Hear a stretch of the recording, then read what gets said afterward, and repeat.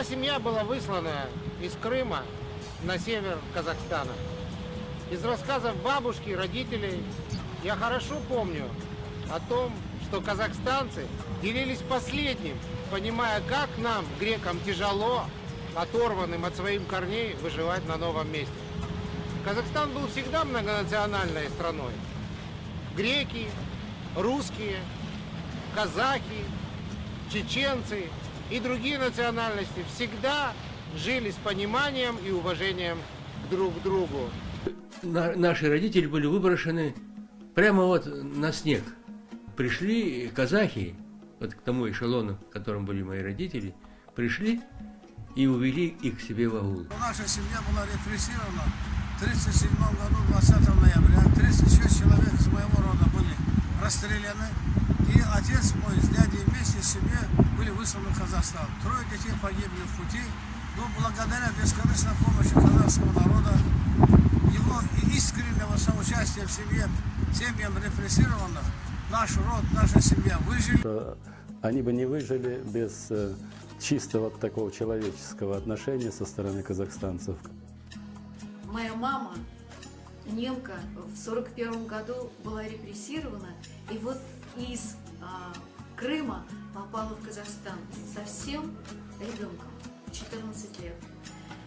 И нужно отдать должное, что именно благородство и помощь людей, которые окружали их семью в Казахстане, спасла ей жизнь. Чего бы я здесь не добился в России, все это благодаря той закваске, тому фундаменту, который был заложен в меня в Казахстане.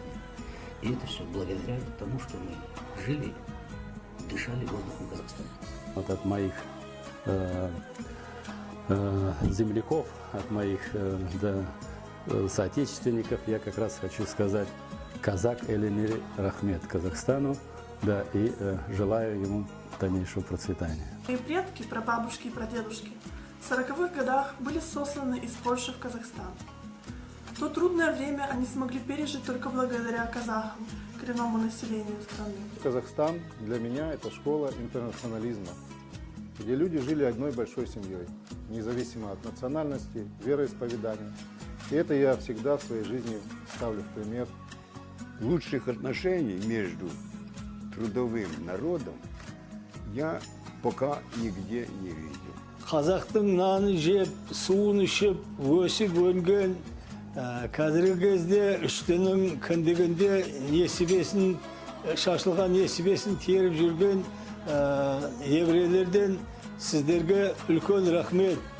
Что мы искренне благодарны президенту Республики Казахстан, Нурсултану Абишевичу Назарбаеву за такой праздник. И считаю, что этот день не должен праздноваться только 1 марта.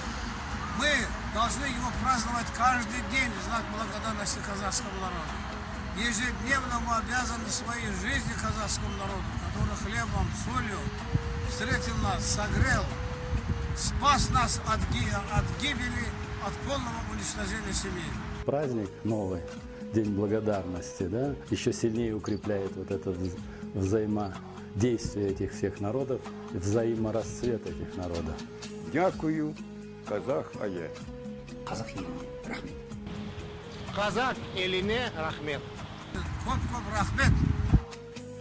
Казак Еліне рахмет. Казак или рахмет. Қазақтың еліне, халқына үлкен рахмет деп бас иемін. Казах Елене Рахмет.